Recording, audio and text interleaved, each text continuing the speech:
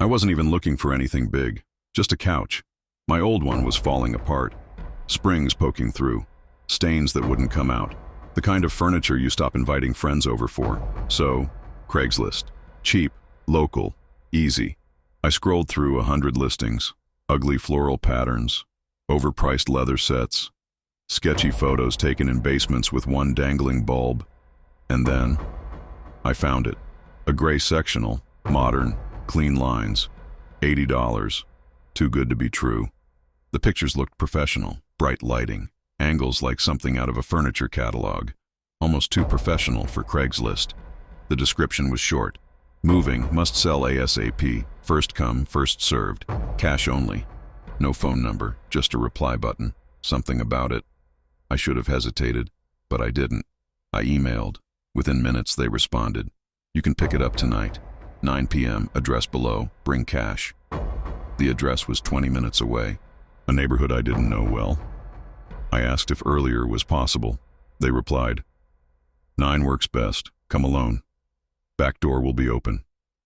I froze when I read that. Come alone. Back door will be open. It should have screamed at me. Red flag, blinking neon warning sign. But I was tired, desperate for something decent, and the price, so I told myself, maybe they just didn't want multiple people crowding their place. Maybe they were busy moving. I convinced myself it was fine. The street was quiet. Too quiet. Not a single light on in the houses. Rows of small rundown homes, windows dark. The address led me to the very end of the block, a sagging one-story house with peeling paint. No porch light, no cars in the driveway. I sat in my car with the engine running, my hands tight on the wheel. Every instinct whispered, leave. But then I thought of the couch, of how tired I was of sitting on broken springs. So I turned off the engine, got out. The air was cold. My footsteps crunched on gravel as I walked up the short path. The front door was closed, no light inside, so I went around the side. Back door, unlocked, just like they said. The smell hit me first, rot, dampness, something sweet and sour. I whispered, hello? My voice sounded too loud in the stillness. No response. The kitchen was dark, counters bare, no dishes, no boxes like someone was moving. Just empty, abandoned. I pulled out my phone, using the dim flashlight. The beam shook in my hand. Hello? I'm here for the couch. Nothing. But deeper in the house. Movement. A creak of a floorboard. I swallowed hard. My mouth was dry. The couch. Just find the couch, I told myself. Then leave. I stepped into the living room. There it was. The gray sectional. It looked perfect. Just like the pictures. But it was the only thing in the entire room. No TV, no shelves, no other furniture. Just that pristine couch, centered against the wall. Like it was staged. Waiting for me. I should have walked out right then. Instead, I stepped closer. The cushions were spotless. Too spotless. Like no one had ever sat there. I reached out. My fingers brushed the fabric. Cold. And then, from the hallway, a whisper. Sit. I spun around. Hello? Silence.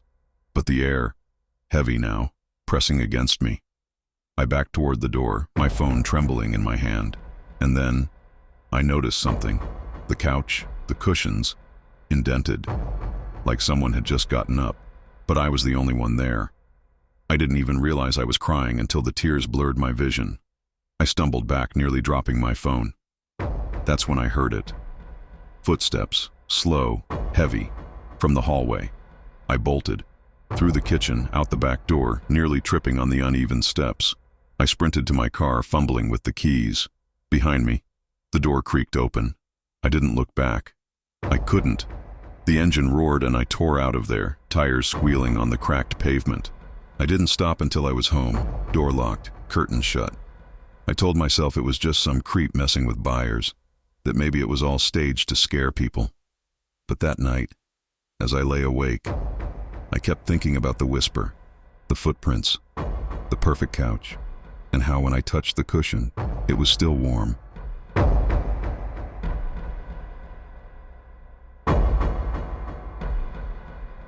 I was broke. Bills stacked on the counter. Final notices in red envelopes. I needed money. Fast. So, Craigslist. Under jobs. Most listings looked shady. Too good to be true. Work from home. $1,000 a day. Or the complete opposite. Brutal labor for almost nothing. But then, I saw it. Overnight security. Easy work. 20 OIHR cash. No experience needed. It felt like it was written just for me. I clicked. The details were bare. Watch an empty building. Midnight to 6 a.m. Sit. Stay awake. Keep an eye out. That was it. Address included. A warehouse on the edge of town. At the bottom, just 2 words. Apply tonight. I emailed. Within 5 minutes, I got a response. You're hired. Shift starts midnight. Come alone. Back entrance. Come alone. Again, that phrase. But $20 an hour. Cash. No questions asked. I told myself, it was fine. Just a warehouse. Just a job.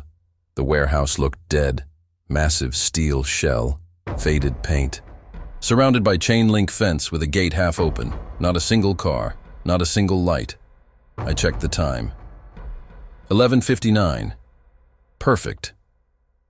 I parked, grabbed my jacket, and walked to the back entrance. The metal door was unlocked, screeching on rusty hinges as I pushed it open. The smell hit me instantly. Old wood, dust, something metallic. Inside, the place was cavernous. Empty, except for stacks of wooden pallets, scattered boxes, and shadows that seemed too thick for the few flickering bulbs. I called out, "Hello? I'm here for the job." Silence. In the corner, I spotted a folding chair and a small table. On it, a flashlight, a thermos, and a handwritten note. Sit, stay, watch. No signature. I laughed nervously. It felt like some weird prank. Still, I sat. The hours crawled. The silence wasn't empty. It was alive. Every creak of the beams overhead. Every shifting shadow. My body stayed tense. By 2 a.m., I was shivering. Not just from cold, but from the feeling. Like I wasn't alone. The first sound came from the far side of the warehouse. A dragging noise. Something heavy scraping against concrete. I snapped on the flashlight. The beam cut through dust and darkness, empty. But the sound, it had been real. I stood. My heart pounded in my ears. Another noise, this time behind me. Soft, like breathing. I spun around. Nothing. The chair clattered as I backed away. At 3 a.m., the flashlight flickered. The single working bulb overhead buzzed and went out. Darkness. Complete. And then, whispers. Not words I could understand. Just hissing, muttering, circling me. I clutched the thermos, holding it like a weapon. The flashlight sputtered back to life for just a moment, and I saw them. Figures.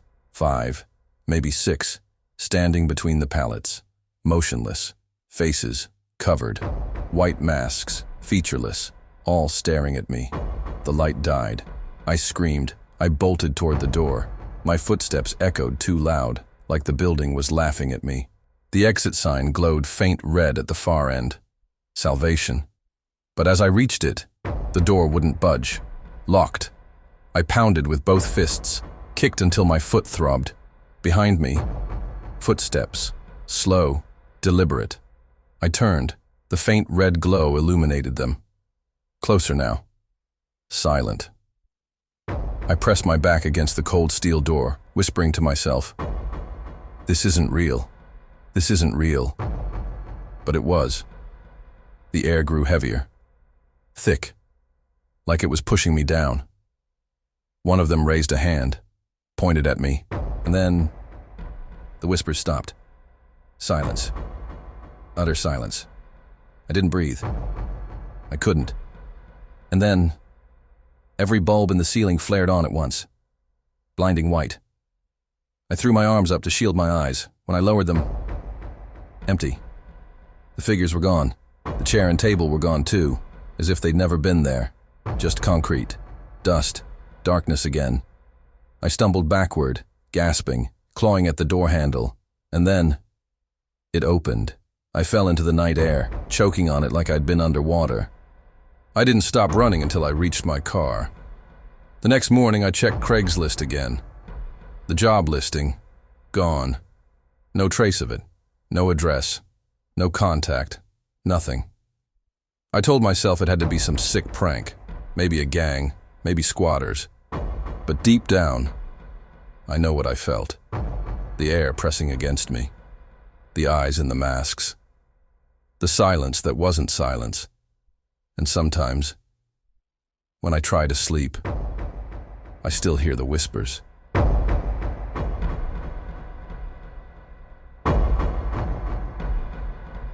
I wasn't looking for trouble, I just wanted a camera. Photography had always been my escape. Capturing stillness, freezing a moment in time, something beautiful, something safe. But new cameras cost too much. So, Craigslist. I typed Canon. Scrolled past overpriced junk, scratched lenses, blurry photos of gear tossed on stained carpets. Then, one caught my eye. Canon DSLR, practically new. $100. Must sell tonight. $100. For a camera worth over $1,000. I knew it was a red flag, but I clicked anyway. The pictures were sharp, professional, not like the usual shaky Craigslist shots. The camera gleamed, almost too perfect. Description was short. Barely used, selling fast, cash only, pick up tonight. At the bottom, an address, no phone number. I hesitated, my gut twisted, but $100. I couldn't resist. I emailed. The reply came instantly. Come tonight, 11 p.m., don't be late. That was it. No greeting, no name. I stared at the screen, debating. Every instinct screamed, don't go. But I wanted it, needed it. So I grabbed the cash, shoved it in my pocket, and told myself it would be quick. The address was in an old part of town. Streets narrow, cracked pavement, houses sagging with rot. By day, maybe it wouldn't feel so bad, but at night, it felt abandoned. The address led me to a 2-story house, all the windows dark, curtains drawn, no cars outside, no porch light. I sat in my car, engine idling, staring at it. My fingers tapped the wheel. Something about it felt wrong. Then my phone buzzed. An email. One line. We see you. Come in. My blood ran cold. How did they know? I looked at the house again. Shadows pressed against the glass, thick and impenetrable. I should have left. But my hand moved on its own, shutting off the engine, opening the door. The air was heavy, stale. Even the insects seemed to avoid this place. The front door was unlocked. It opened with a groan, revealing a narrow hallway. Wallpaper peeling, carpet dark with stains. Hello? I called, my voice trembling. No answer, only silence. I stepped inside. The door shut behind me. The living room was empty, no furniture, no pictures on the walls. But in the center, on the floor, the camera. Perfect, shining, resting on a piece of black cloth. I whispered, "Is someone here?" Silence. I stepped closer, knees weak, heart pounding. I crouched, reached out, lifted the camera. It felt real, solid, cold in my hands. I raised it, looked through the viewfinder, and froze. Through the lens, I saw them.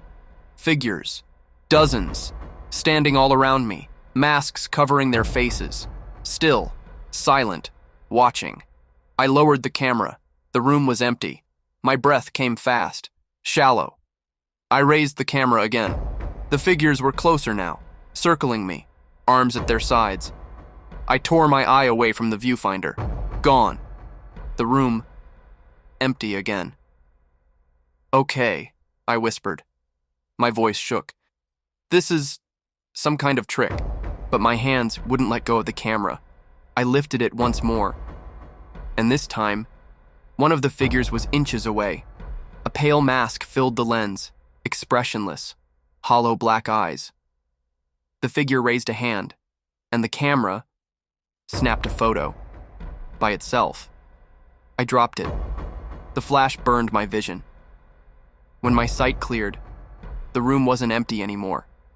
They were there, all of them, no longer trapped in the lens, surrounding me, masks glowing faint in the dark. I backed against the wall, heart hammering, throat tight. "Stay back!" I screamed. No response, only silence. And then, one mask tilted its head. Another raised the camera from the floor and pointed it at me. The flash went off. My body locked. Cold rushed through me, stealing every breath. The world dimmed. And in that instant, I understood. The camera wasn't for sale. It was a trap. A doorway. The last thing I saw was the pale mask filling the frame, before everything went black. The next morning, my car sat outside the house, empty, keys still in the ignition. The Craigslist listing, gone. And the camera, posted again. Different city, same photos, same words, waiting for the next buyer.